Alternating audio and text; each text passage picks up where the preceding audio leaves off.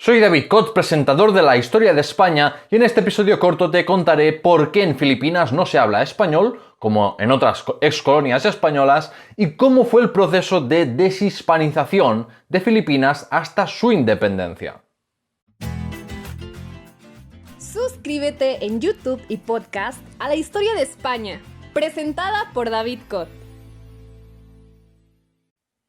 El episodio corto de hoy en buena parte excede la historia de España, porque hablo de Filipinas después de dejar de ser parte de España.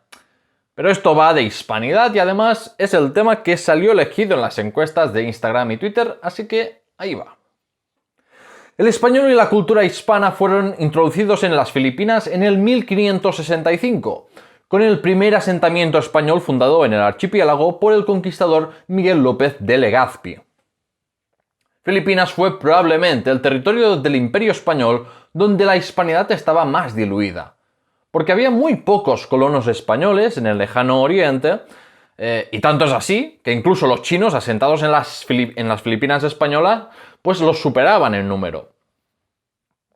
Aún así, el español fue la lengua del gobierno y una lengua vehicular adoptada para el comercio o las comunicaciones con las élites filipinas.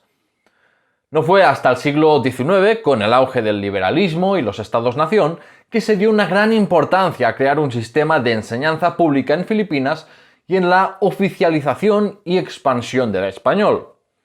Incluso en los nombres y apellidos de los filipinos, tuvieran o no ancestros españoles.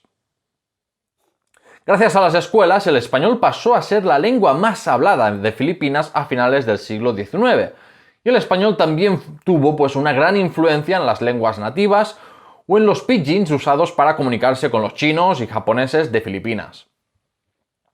Tanto es así que los líderes nacionalistas de la independencia filipina hablaban y escribían en español y reconocieron el español como la lengua oficial del país en la primera Constitución de Filipinas.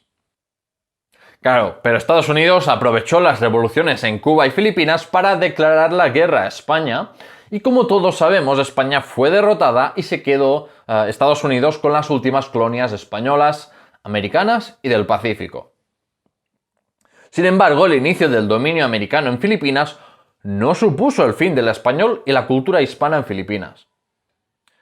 La administración americana es cierto que promovió la enseñanza y el uso del inglés, pero durante los primeros años de presencia americana, el español era paradójicamente más usado que nunca, por ser considerada una lengua de prestigio.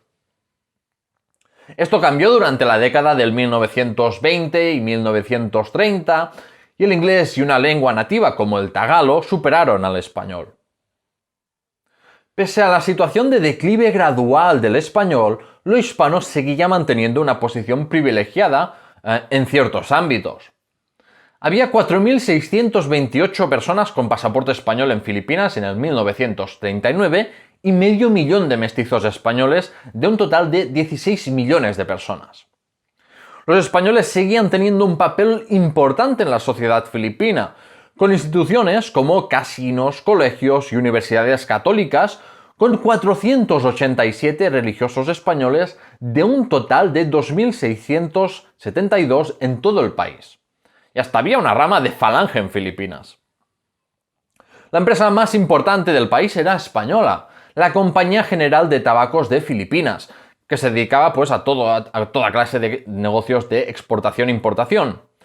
Cerveza San Miguel había sido fundada en Manila por los agustinos y seguía operando ahí. Y periódicos muy vendidos se escribían en español. En lo político, el apoyo de los españoles y mestizos fue crucial para permitir que el Partido Nacionalista de Manuel Luis Quezón fuera presidente de la Mancomunidad, el régimen de transición del dominio americano a la independencia que fue inaugurado en el 1935. Tanto es así que los americanos creían que existía un verdadero partido español en el poder, con 9 de los 24 senadores electos en el 1941. En definitiva, la influencia hispana en Filipinas seguía siendo fuerte, y de hecho en la propia identidad filipina lo español estaba bien considerado, porque consideraban que de esa mezcla de lo nativo y español surgió su identidad, y se sentían orgullosos de ser un país de mayoría católica. Entonces estalló la Guerra del Pacífico tras el ataque de los japoneses a Pearl Harbor, y Japón se apresuró a conquistar las Filipinas en el 1941, mientras que el general MacArthur abandonaba a los filipinos, pero decía que ya si eso volvería más tarde. Aparte de extraer recursos, los japoneses tenían dos objetivos: ganar la guerra y ganarse la lealtad de los filipinos.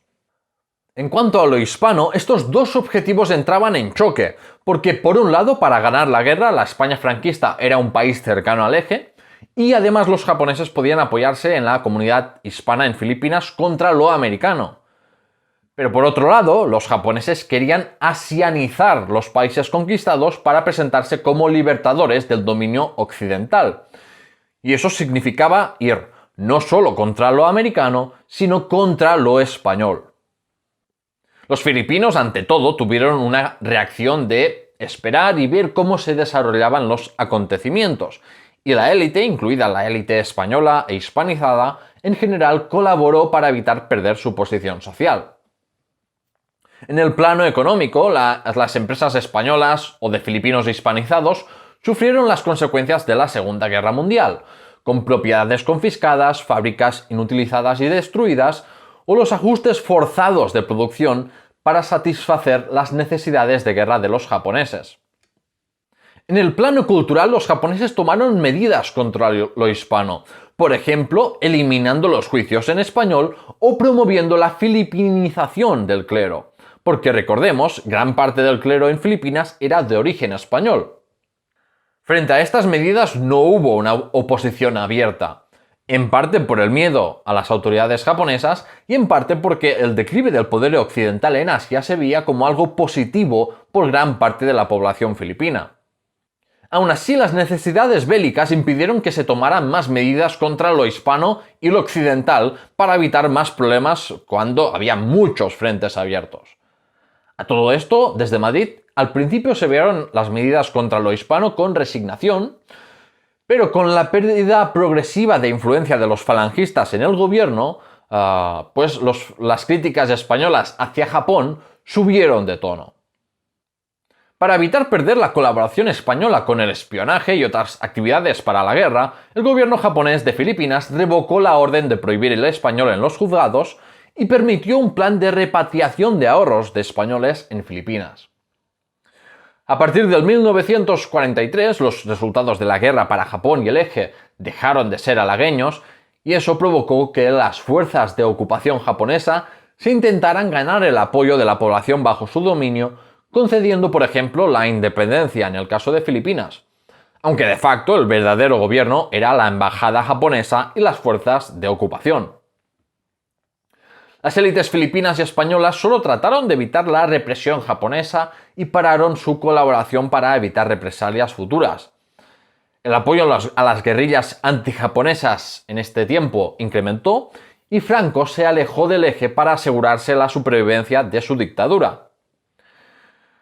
En la batalla de Manila de 1945, los japoneses, sabiendo que serían derrotados por los estadounidenses y guerrilleros filipinos, cometieron uno de los mayores crímenes de guerra de su historia: la masacre de Manila, que se saldó con la muerte de miles de filipinos, españoles y filipinos hispanos. Esta tragedia y el hecho de que los españoles colaboraran en su mayoría con los japoneses hizo que la influencia hispana en Filipinas no fuera ni la sombra de lo que fue tras la Segunda Guerra Mundial. También tuvo mucho que ver la propaganda estadounidense, que ya desde 1898 veía lo hispano como algo peligroso y como los más desleales hacia ellos en Filipinas. Al acercarse a la victoria estadounidense, el gobierno filipino en el exilio fue remodelado y purgado de aquellos que en Washington identificaban como el Partido Español, compuesto de filipinos hispanos. Tras la guerra, la colonia española de Manila se vio muy reducida por la masacre y porque desde España se fletaron 2 barcos para repatriar a unos 1000 españoles. Así que el número y sobre todo el poder económico, social y cultural de los españoles se redujo drásticamente. De los que se quedaron, muchos tomaron la nacionalidad filipina porque se promulgó una ley que prohibía a los extranjeros ser propietarios de bienes de producción. y muchas empresas españolas desaparecieron o entraron en declive, como fue el caso de la Compañía General de Tabacos de Filipinas. Desapareció la prensa en español, las empresas de origen español dejaron de mostrar esa identidad y prefirieron ser vistas como internacionales. Los españoles perdieron mucha influencia en las órdenes religiosas, el uso del español quedó restringido a unos pocos hogares y se perdió el orgullo por el pasado y la identidad hispana en Filipinas.